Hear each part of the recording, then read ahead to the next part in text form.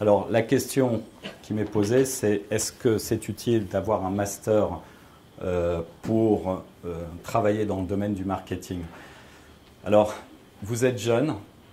Quand j'étais jeune, quand j'étais en bac plus 5, j'étais en formation d'ingénieur. En dernière année, on avait la possibilité de faire un diplôme qu'on appelait à l'époque un DEA. Et donc, en parallèle, vous voyez, acquérir de diplômes. Et puis, je me suis posé la question, j'étais déjà père de famille, c'était du travail supplémentaire. Je me suis dit, est-ce que je le fais ou pas? Puis, je me suis dit, c'est la paresse qui répond non, ne pas le faire. Donc, j'ai fait à la fois mon diplôme d'ingénieur et mon DEA. Donc en matériaux céramiques et traitement de surface. Bon, c'était un truc. Et puis, quand je suis sorti, j'en avais marre de la recherche, parce que j'avais fait un stage de recherche. Et je me suis dit, je ne ferai plus jamais ça. Et pendant 2 ans, vous voyez, j'ai travaillé comme éducateur auprès de personnes handicapées mentales. Et ça n'avait strictement rien à voir. Mais au bout de 2 ans, je me suis dit, je ne peux pas faire ça toute ma vie. C'est un métier, éducateur, où il faut sans cesse se renouveler et tout. Et je voyais que j'étais déjà usé au bout de 2 ans. Et là, j'ai eu un appel d'un de mes profs, le prof avec qui j'avais fait mon DEA, qui est devenu plus tard le directeur de la chimie en France, au CNRS. Et ce prof m'a dit, je sais que vous ne faites pas du tout de la recherche, que, voilà, mais vous aviez fait ce DEA, vous étiez un bon élève, j'ai un bon souvenir de vous, le CEA cherche quelqu'un et j'ai proposé votre nom.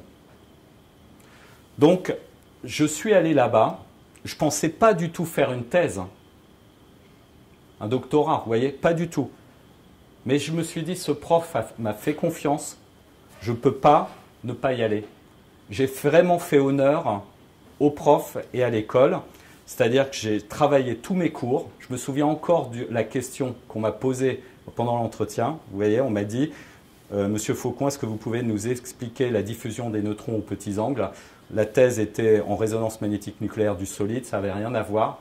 Mais comme j'avais revu tous mes cours scientifiques sur les 3 ans, parce que ça faisait 2 ans que j'étais éduque avec des personnes handicapées, je leur ai répondu, je leur ai dit, ouais, la diffusion des neutrons, voilà le principe et voilà à quoi ça sert. Et là, ils se sont dit, bon, le gars, il est up-to-date. Donc, et puis après, j'avais ce qui fait la singularité, ce que je vous ai dit, la singularité. Parce que je leur ai dit, moi, je ne suis pas polytechnicien, je n'ai pas une super école, mais il y a un truc que j'ai appris dans la vie, c'est qu'on ne réussit jamais seul. Je l'ai appris avec les personnes handicapées. Et si je viens sur ce poste-là, je serai un liant, je serai un passeur, je vais faire que tous les gens qui sont autour, là, on travaille tous ensemble. Vous voyez, ma faiblesse et ma force. Et j'ai été recruté. Et ce qui est très intéressant, c'est que j'ai fait mon doctorat. Et puis ensuite, vous voyez, on m'a dit, Monsieur Faucon, vous allez être recruté au CEA, en recherche fondamentale, mais on vous demande de passer 1 an à l'étranger. Et je suis parti, donc c'était en 1998, au Canada. Et au Canada, vous avez une législation qui dit, encore aujourd'hui, pour n'importe quelle personne dans le monde, vous pouvez rentrer au Canada si l'employeur il a passé une petite annonce dans tout le Canada et qui montre qu'en fait, il a trouvé personne sur tout le territoire canadien comme vous. Là, il a l'autorisation de vous recruter et là, vous allez avoir les papiers. Ça, c'est le régime général. Après, il y a des tas de chemins, de filières et tout ça. Mais le régime général de l'immigration canadienne, c'est ça pour les travailleurs. Et ben donc, moi, mon employeur, il a passé une petite annonce. Il a dit, je cherche un spécialiste de résonance magnétique nucléaire du solide, spécialiste en noyau quadrupolaire et machin et tout. Donc, évidemment, au bout de 2 mois, il n'y avait personne. Et donc, j'ai eu les papiers. Ce que je veux vous dire, c'est que plus vous allez loin dans les études, plus le monde s'ouvre à vous. Les études, c'est un passeport. Le master, c'est bien. Et le passeport pour le monde entier, c'est le doc. Voilà. Donc ceux qui vous diront le doc ne sert à rien, ça c'est une erreur. Que le master ne sert à rien, c'est évidemment une erreur. Avec un diplôme français de master en marketing, eh ben, avec une nationalité, je ne sais pas laquelle vous avez, vous allez pouvoir avoir accès à certains pays. Donc ne pensez pas que les diplômes ne servent à rien. Vous êtes jeune, profitez-en, allez le plus loin possible dans les études, mais faites-vous plaisir en même temps, vous voyez, il faut étudier dans ce qu'on aime. Mais apprenez et validez votre connaissance. La question, c'est est-ce que si j'ai un master au Canada, finalement, qu'est-ce que ça va m'apporter comme avantage? Donc, à chaque pays, souvent, l'obtention du master local dans le pays va vous favoriser votre accès au papier. Donc, si vous êtes en France, que vous êtes en master en marketing, par exemple, ici, dans ce complexe, à la fin du master, normalement, sauf pour il y a une ou deux nationalités, mais pour la plupart des nationalités, vous allez avoir ce qu'on appelle une autorisation provisoire de séjour pendant 1 an, qui va vous permettre d'obtenir un job en France. Vous êtes autorisé à rechercher un emploi, à l'obtenir et à transformer votre titre étudiant ensuite en titre de séjour salarié. Et si vous avez toujours un job, au bout de 2 ans, 3 ans, 2 ans de CDI, en gros 1 an de CDI même, vous allez pouvoir même demander la nationalité française. Et au Canada, c'est à peu près la même chose. C'est-à-dire que si vous avez un diplôme canadien, un master, et puis il y a certaines formations spécialisées qui sont exactement sur ce type de parcours, qui durent 18 mois. Donc ces formations vont vous permettre automatiquement de faire une demande de résidence permanente, si vous maîtrisez bien le parcours administratif. Mais c'est un des chemins pour obtenir le titre de séjour permanent et le passeport canadien. C'est par les études. Ouais. Quelqu'un qui me dit, moi monsieur, je veux aller au Canada et je veux dans 3 ans être canadien, je lui dis, il n'y a aucun problème, je te dis tout de suite, tu vas y arriver. Il faut juste qu'on monte un parcours de formation adapté à ton projet et on va le faire. Et ça va te coûter un peu d'argent, mais tu auras le passeport. Alors, si vous allez sur mon profil LinkedIn, il y a marqué « We have all talents ». Nous avons tous des talents et je dirais nous sommes tous des handicapés. Quand vous avez 50 ans dans ce pays, en France, vous avez un handicap, tout le monde se dit « vous êtes vieux ». Quand vous êtes en sortie d'école, vous avez un handicap, vous manquez d'expérience. Donc, vous aurez toujours des gens en face de vous qui vont vous renvoyer votre handicap. Vous avez forcément des handicaps. Vous voyez, moi, je ne sais pas, vous voulez aller à l'international, vous ne parlez pas la langue du pays, il va y avoir forcément des handicaps. Alors, il faut être conscient de ces handicaps. Vous voyez, moi, je ne suis pas bon en orthographe, je le sais. Donc, à partir de là, soit je me fais corriger, soit j'essaye de faire attention. J'ai le livre, le guide Comment trouver un travail à l'international. Vous savez, c'est une jeune fille qui est super, qui s'appelle Mathilde, qui me l'a corrigé intégralement. Et elle l'a fait, comme je distribue et donne ce livre, là, j'ai dit à des gens, si vous avez des corrections à m'apporter, vous me les donnez, qu'on enrichisse le livre. Ben, un jour, j'ai reçu tout le bouquin corrigé. Vous voyez, bon, c'est génial. Mais j'ai cette difficulté, vous voyez. J'ai cette difficulté, mais j'ai d'autres forces. Et donc, c'est ça qui est important. Dans un recrutement, on va vous choisir pas à cause de vos faiblesses. On va vous choisir à côté de vos forces. Donc, vos forces, vous devez les exprimer en identifiant les problèmes de l'autre. Comment est-ce que je vais pouvoir mettre en valeur ce que je peux apporter à l'autre? Mais en comprenant quelle est sa situation et quel est son besoin. Donc, le chef d'entreprise, il a besoin, enfin déjà, il va noter quelle est votre attitude vis-à-vis de lui. Je me souviens d'une étudiante vietnamienne. Vous voyez, on rencontrait un chef d'entreprise en Seine-Maritime. Il voulait se développer à l'international. Et cette étudiante vietnamienne, on a une discussion, enfin, on parle des projets, d'export, de tout ça. Puis à un moment donné, cette étudiante dit au chef d'entreprise, « Monsieur, je voudrais vous dire quelque chose.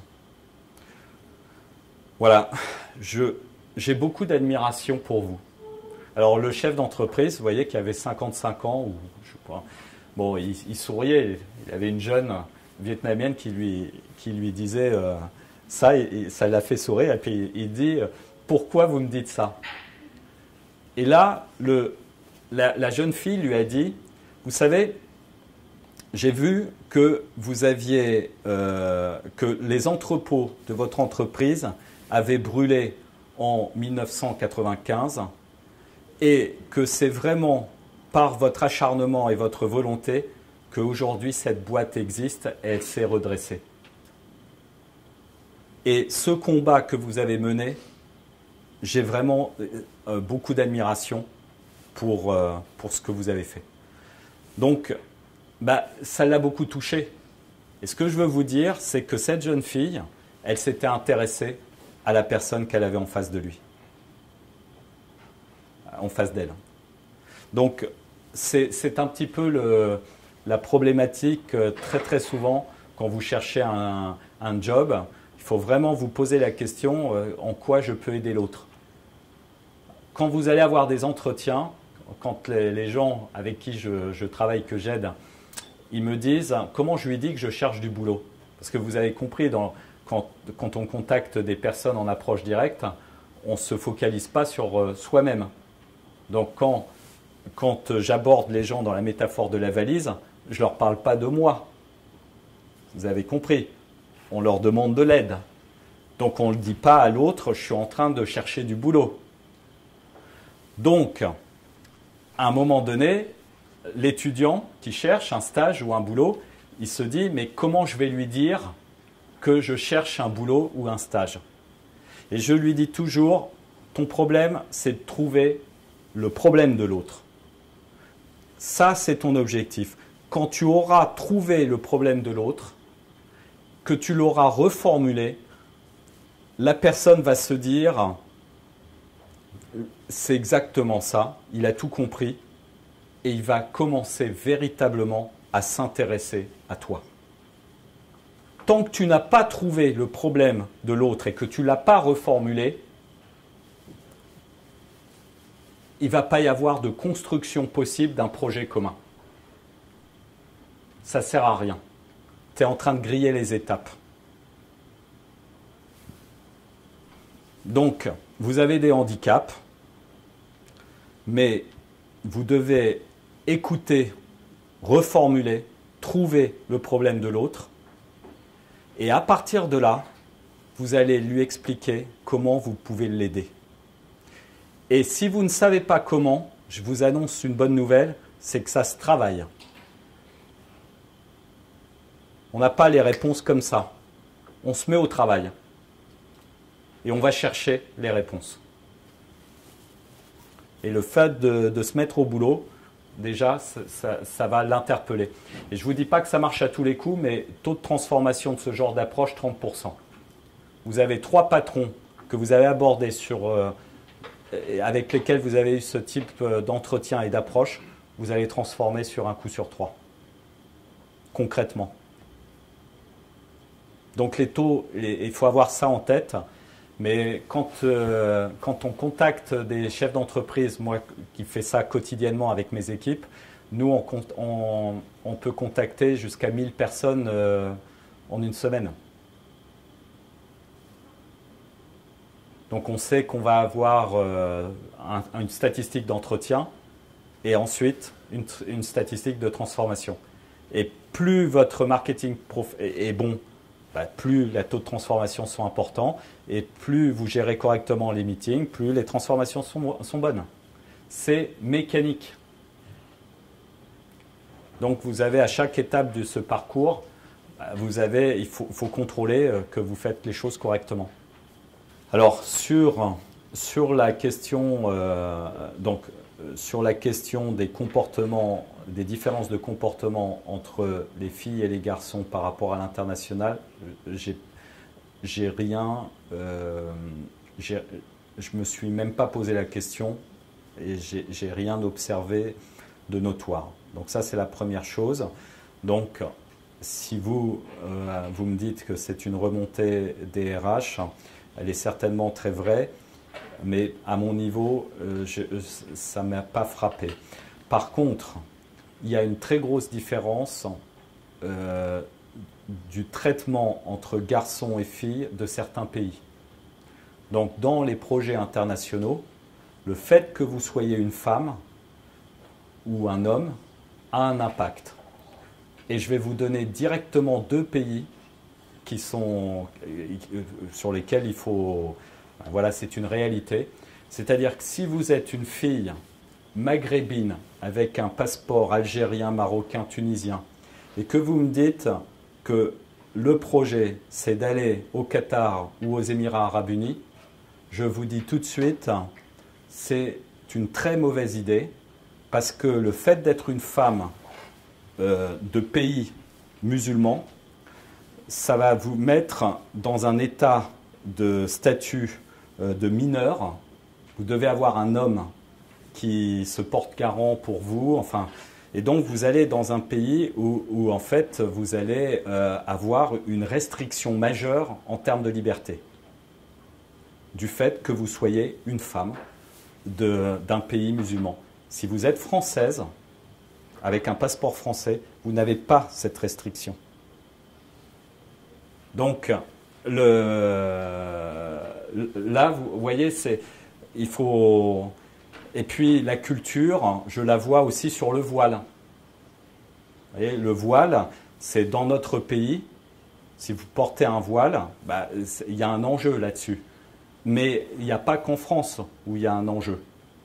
C'est-à-dire qu'il y a des pays où le fait d'être une femme voilée qui va aller se présenter pour chercher du travail, vous allez aux États-Unis, au Canada, de toute façon, la photo, vous devez l'éliminer du CV.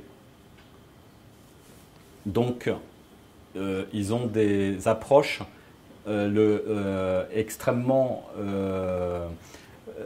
dès que vous allez mettre votre âge, un statut marital, des choses qui peuvent être utilisées en matière de discrimination, en fait, vous allez être éliminé.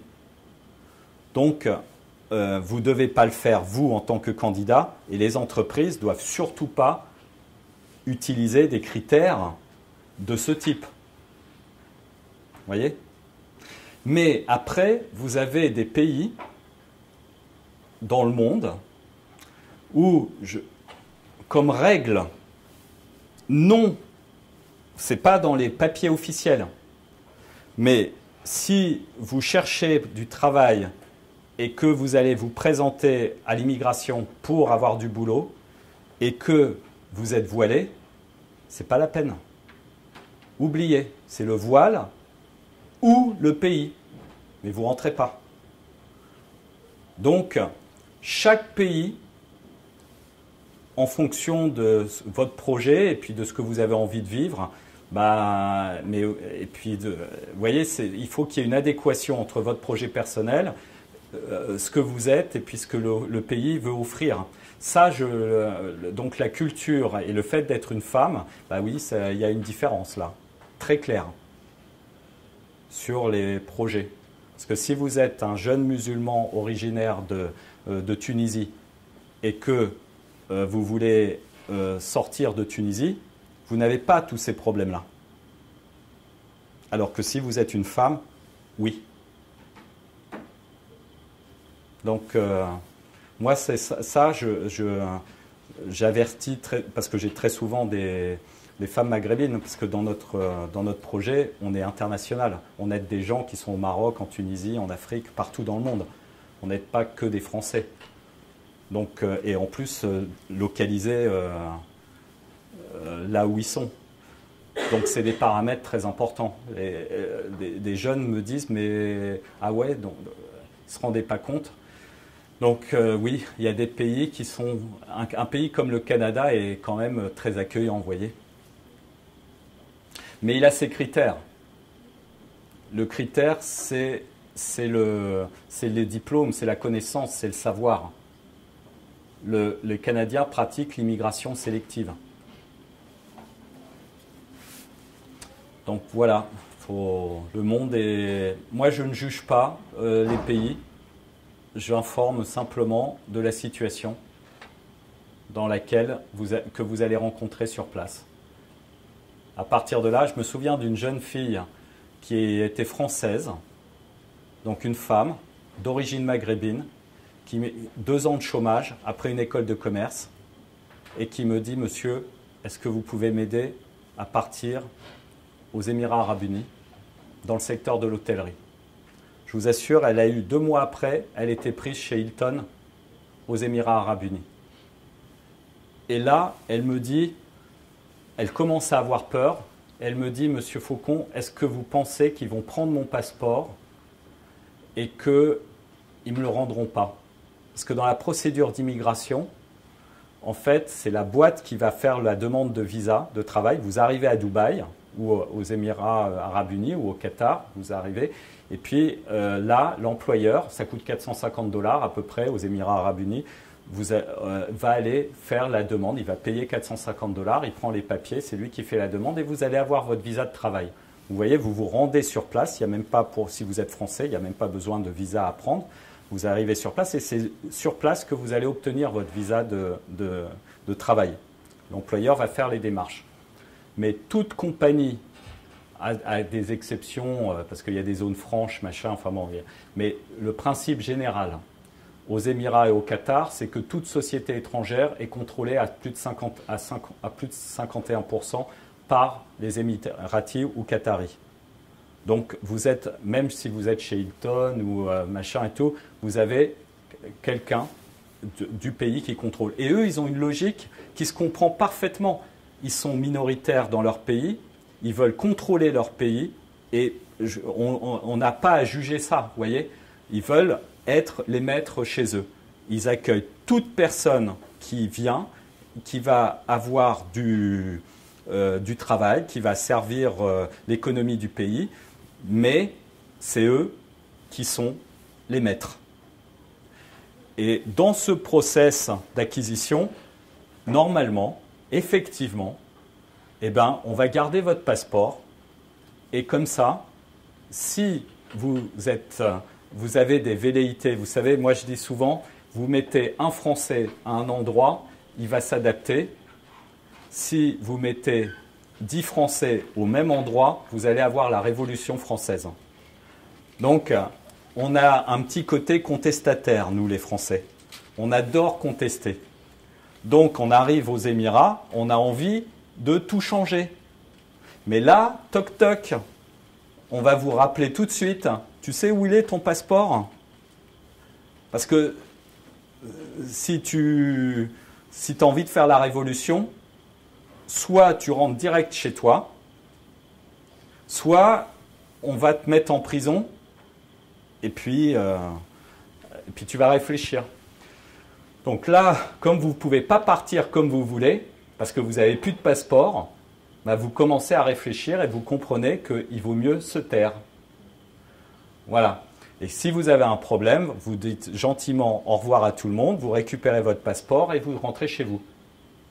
Voilà la logique. Et donc, c'est ce que je lui ai dit. Je lui ai dit, non, non, ton passeport, je ne peux rien te garantir du tout. Moi, je ne suis pas l'employeur. La situation, eh ben, elle a décidé de continuer au chômage en France. Elle n'est pas partie. Donc ça, c'est une réalité qu'il faut informer les jeunes avant qu'ils fassent la moindre démarche de recherche d'emploi. Vous voyez, il faut que vous sachiez où vous allez. Chaque pays a ses règles et il faut s'adapter. Voilà, les Émirats, c'est comme ça. Vous ne voulez pas aller aux Émirats, enfin, vous n'aimez pas trop, bah, vous changez de pays. Mais, voilà. Mais si vous voulez aller à Dubaï et vivre le rêve de Dubaï, bah, il va falloir faire quelques concessions. C'est une question intéressante. Donc la question est la suivante. Je suis étudiante étrangère en France. Quelle est la stratégie que je dois avoir? Je vous réponds. Pour moi, le but du jeu, c'est d'obtenir un job en France, un CDI, pour que votre titre de séjour étudiant soit avec l'APS soit transformé en titre de séjour salarié, que vous puissiez, au bout de 2 ans de résidence et avec un CDI, dans la loi actuelle, je ne sais pas ce qui va se passer plus tard, après les élections présidentielles, mais que vous puissiez faire une demande de nationalité française. Une fois que vous avez la nationalité française, que vous avez un passeport à la fois russe et à la fois français, à ce moment-là, c'est formidable parce que vous pouvez aller en Suisse, en Allemagne, partout en Europe. Vous pouvez être mobile, vous pouvez être un Français de l'étranger, vous comprenez? Mais vous aurez toujours la possibilité de revenir en France ou en Russie. Vous pourrez toujours revenir en Europe ou en Russie. Et ça, c'est très confortable. Parce que le principe, par exemple, de Singapour, ou du Qatar, ou des Émirats arabes unis, vous voyez, d'endroits comme ça, où il y a du travail, c'est très simple. Vous avez du boulot, welcome. Vous êtes malade, vous êtes au chômage, vous rentrez chez vous. Ce n'est pas du tout le principe que nous, on a en France ou que les Canadiens ont, où vous allez acquérir une nationalité. Et à partir du moment où vous avez ce passeport, vous voyez, quoi qu'il vous arrive dans la vie, vous allez être pris en charge par votre pays d'origine. Donc, il faut bien avoir ça. À Singapour, moi, j'ai travaillé pendant plusieurs années avec un jeune, enfin, quelqu'un qui est moins jeune maintenant, mais on était tous les deux jeunes. Donc, lui, il avait commencé sa carrière. Au bout de 2 ans, il s'est aperçu qu'il avait une espèce de cancer.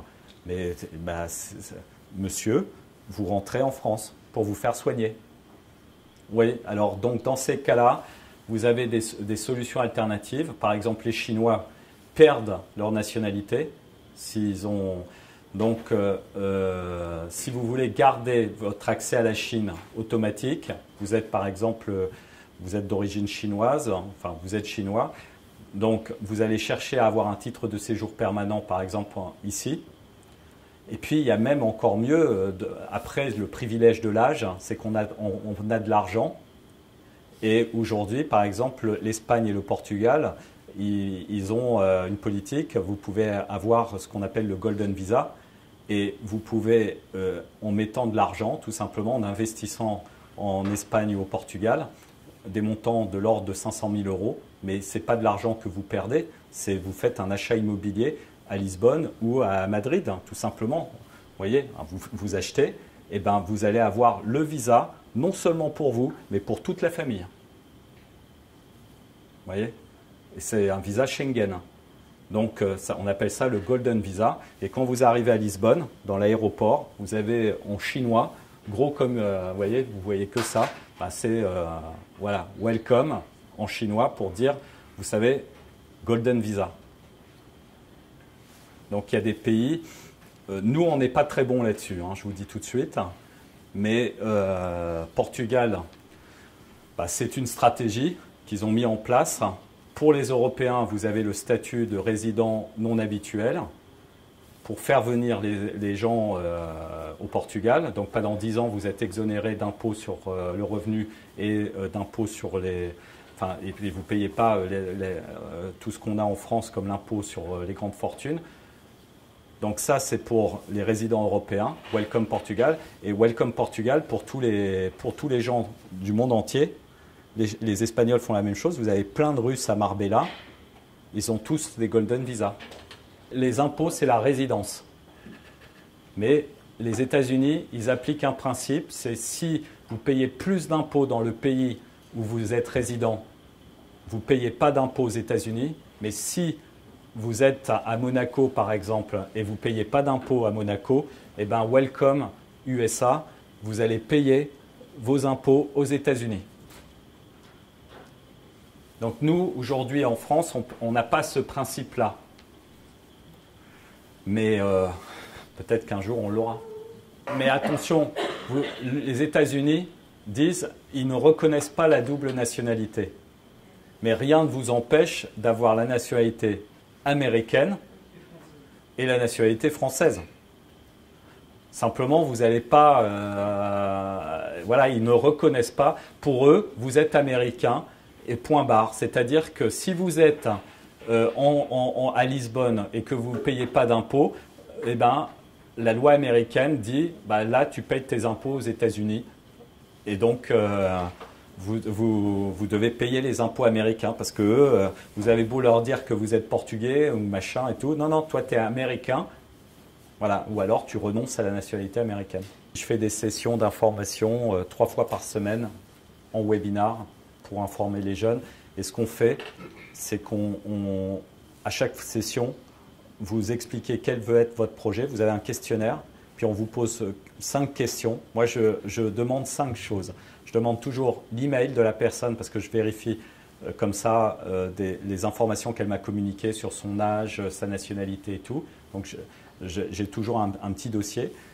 Je lui redemande est-ce que tu cherches un stage ou un job, quelle est ta destination préférée et quand est-ce que tu veux partir et est-ce que tu veux partir seul ou accompagné. Et avec ces 5 points, je vous fais un feedback sur votre projet et je vous dis voilà les problèmes que tu vas rencontrer ou les opportunités que tu peux avoir. Et à partir de là, je fais ensuite un meeting individuel avec toutes les personnes qui le souhaitent d'une demi-heure pour leur expliquer la stratégie à mener pour obtenir le job. Et après, ils peuvent, s'ils le souhaitent, on peut leur proposer cet accompagnement individuel.